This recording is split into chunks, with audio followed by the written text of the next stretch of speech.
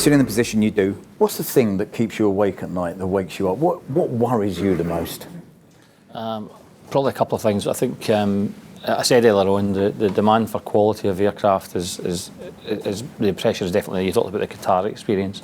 Certainly, the supply chain, both and being part of the supply chain, supporting our customers and people who support me, both in terms of quality, escapes, things that become known after you've maybe delivered an aircraft or you get into those types of issues.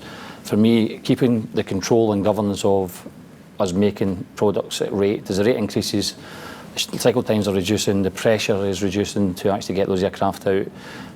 What worries me more than anything else is actually keeping control of the quality of the product and making sure that we can actually keep our reputation where it's always been. And there are plenty of people willing to take this work away.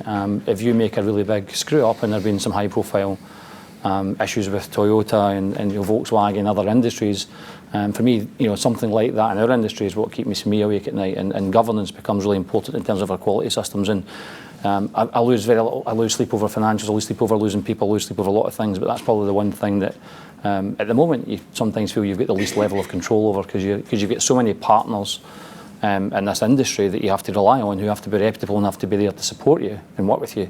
Your reputation is based on the partners you've selected, and that for me is the one thing that takes a lot of energy to control. Paul?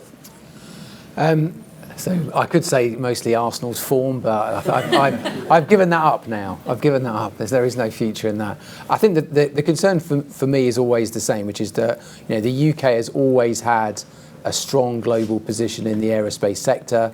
And what concerns me most is ensuring that whoever is currently in government does not forget that that kind of global position did not happen by chance.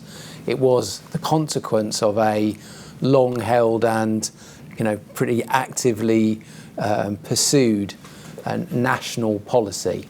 And for me, ensuring that we continue to have that kind of support from whoever is in government is my number one concern. Okay, thank you. And Colin, apart from the English rugby team? Don't need to worry about them.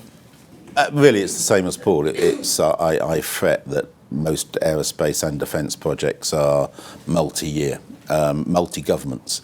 If you think that most pilots of the Joint Strike Fighter haven't yet been born, you begin to realise the timescales that we're talking about, and really quick, short-term change this, change that, change the other, either in the educational system or in the support for industry, is genuinely frightening.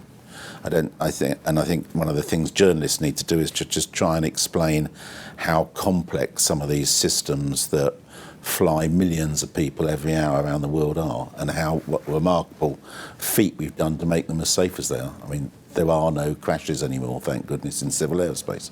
Great. Thank you.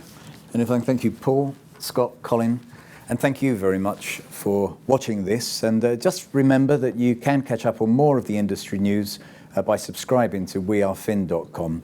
So that's it from us. Thank you very much, and goodbye.